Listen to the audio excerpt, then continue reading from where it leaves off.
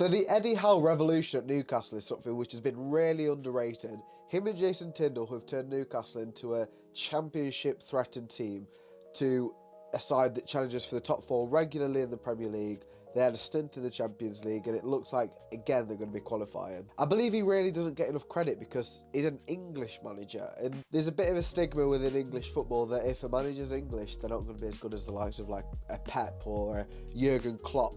But I feel like Howe might be the greatest English coach at the moment. There's a few other decent ones. Kerry McKenna at Ipswich springs to mind. But for the most part, Eddie Howe is doing an unbelievable job. And if it was somebody like Jurgen Klopp doing what he's doing at Newcastle, the praise would be significantly higher. Thinking about it, looking back, I remember it might have been his first game or one of his first matches at Newcastle. It was in November, December 2021 when he first joined. They played at Norwich at home and they drew 1-1, but they got a red card for Kieran Clark after about 9 minutes. And it just shows how much of a tactician he is, because he kept it as a fullback, but he used Joelinton in midfield. He started the game as a front two with Callum Wilson. And Eddie Howe was like, I need to work out how to get the best out of this squad when we're down to 10 men. So he put Joelinton into centre mid, which is now where we're seeing flourish and play his best football, living up to the 40 million price tag, which is what they bought him in for. But up to that point, Steve Bruce has played him as a striker. He was best known as a striker. He was just a bit of a meme because he kept underperforming and failing in front of goal. And Eddie Howe has not only brought him into a position where he plays well in centre mid, but he's also rejuvenated him with confidence. He looks like an insanely good player at times now. Players like Almiron, Callum Wilson, Jamal Lascelles were key towards them surviving. And obviously they signed the likes of Guimaraes and Trippier.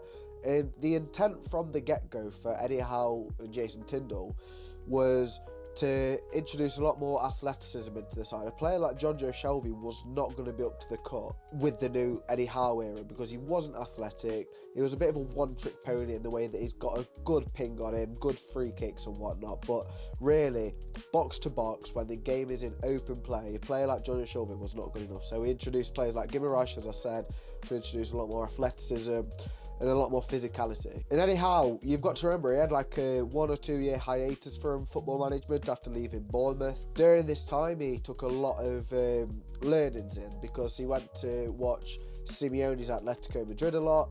He went to watch a lot of other clubs just to study the way that managers not only manage during matches, but also training sessions. And he took a lot from the experience. And you can see that compared to his Bournemouth side, Newcastle are a completely different animal. Newcastle are really, really good at blowing away teams towards the bottom of the league. They've won Ipswich 4-0 this season. They've won Leicester 4-0 this season. They've won Mancehster United, who are currently relegation threatened, 2-0 last week.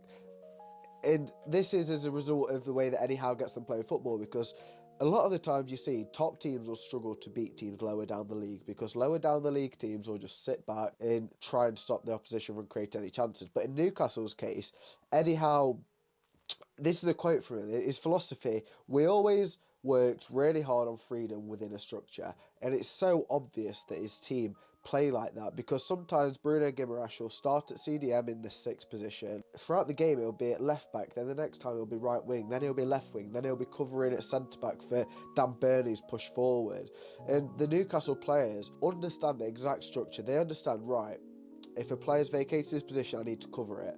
For example, Tonali will start at CDM, but if he pushes forward, Guimaraes will know to cover at CDM.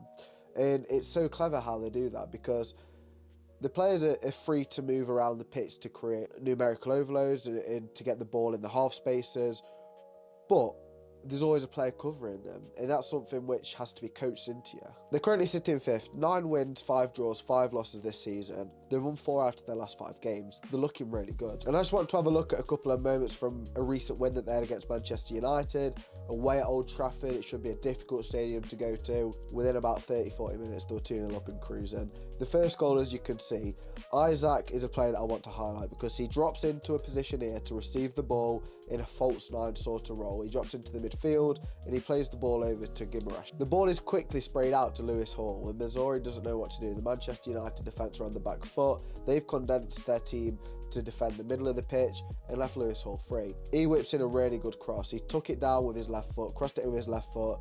Isak headed the ball in after finding some space. Look at how much space Isak has as well.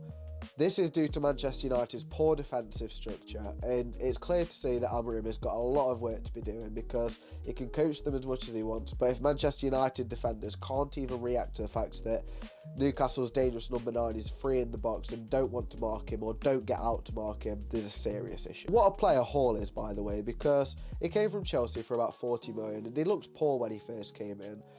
Dan Burn was starting ahead of him a lot of the time. I think Matt Targett even made a couple of appearances because Hall just wasn't performing very well.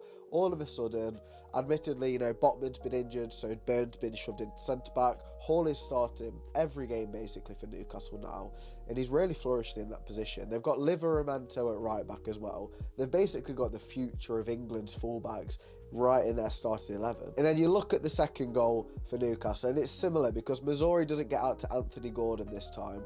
He cuts outside and then he comes inside and crosses it in with his right foot. Joelinton gets on the end of it, but I just want to highlight Isak's position here because he was man marked by Maguire. He was going left, he was going right, he was holding his position, and in the end, Joelinton just runs in behind Maguire because Maguire's already took up with marking Isak. Martinez at 5'9" just cannot get ahead of Joelinton. He gets bullied in the air. Joelinton's about 6'2", and it's second goal. Now this is a prime example of the freedom that Newcastle players have within this Eddie Howe system, because Joelinton, a former striker, he knows how to finish. He's got confidence now. Isak was obviously the striker and Joelinton was playing as centre mid, he was playing left centre mid, but he sees that there's an opportunity to get into the box.